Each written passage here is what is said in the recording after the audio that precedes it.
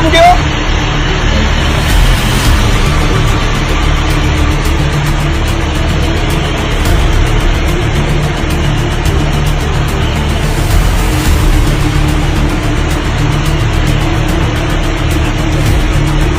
काय म्हणाल तुम्ही याला? VSR कंपनीचा मालक जिथं पायलट विमान चालवत आहे बाजूला झोपलेला आहे, म्हणजे याने 5 ते 7 जणांचे खून करून हा मस्त झोपलेला आहे आणि तो विमानात। मग विचार करा तुम्ही या गोष्टीचा की VSR कंपनीचा मालक हा विमानात झोपतो, ती विमान हवेत उडून राहिलं, म्हणजे लोकांची याला जिंदगीशी काही घेणं देणं नाही, लोकांच्या जिंदगीशी काही घेण्यात येणार नाही।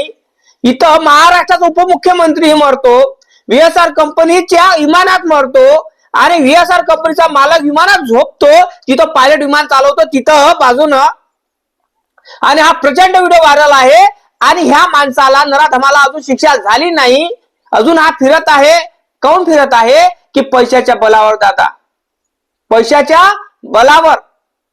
कारण इथे आपल्या भारतात उद्योगपती पैशामुळे सगळंच काही करू शकतात आणि VSR कंपनीचा मालक हा पैशाने बलाढ्य असल्यामुळे याला कोणी पोलीस प्रशासन काय कोणी पकडू शकत नाही।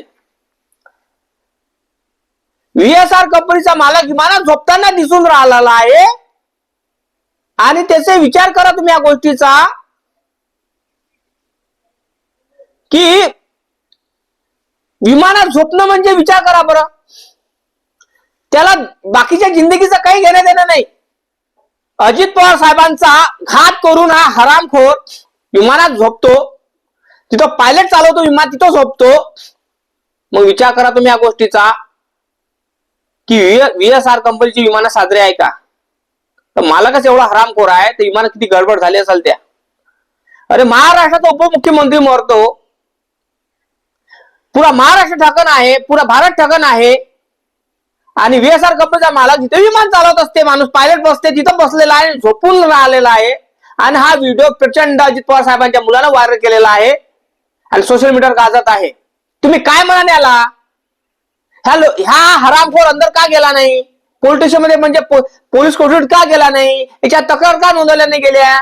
काय असं कारण याचं नक्की कमेंट करून सांगा, कारण तुमचा कमेंट लय महत्वाचा आहे। हा जेलात का गेला नाही? याला जेलात का पाठवलं नाही? याने जेल का भोगलं नाही? याच्यावर केसेस का होत नाही? याची तक्रार का म्हणजे याच्यावर तक्रार का होत नाही कुठल्या गोष्टीची? का बरं? अरे विमानात झोपून राहिला, तो पायलटच्या ठिकाणी झोपून राहिला, विचार करा।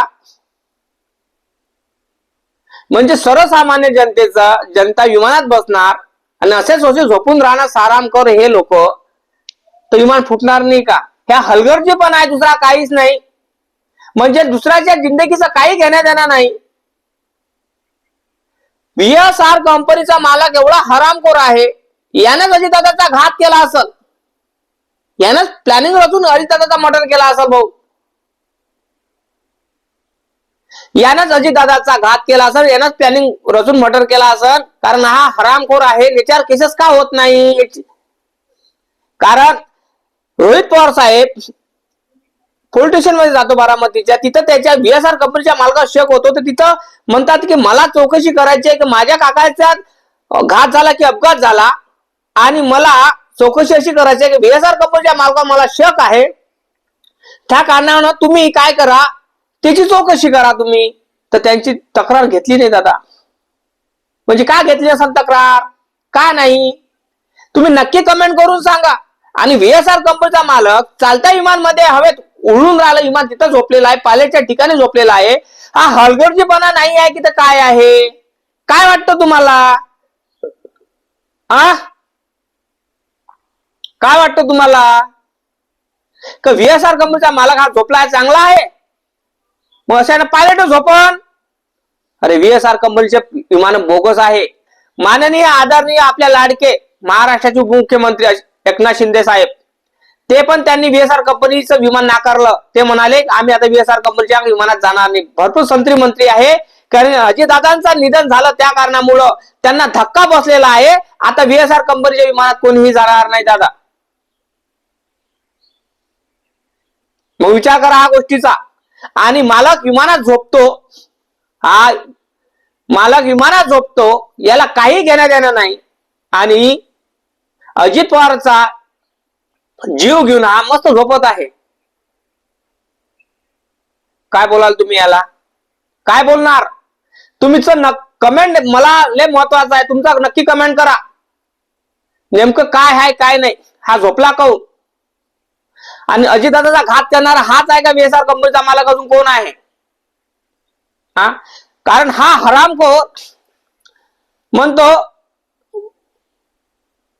विमानात काही गडबड नाही आहे, विमान चांगलं आहे, रनवे चांगला आहे. मग विमान का फुटलंय हवेत? कारण अजितदादाला विमान खराब गेलं होतं ना दादा उडवायला. जी विमानात बसले होते अजितदादा, ती विमान खराब होतं, त्याच्यात प्रॉब्लेम होता. त्या कारणामुळं अजितदादाचं निधन झालं. आणि चालक बेवळा होता. कळलं काय?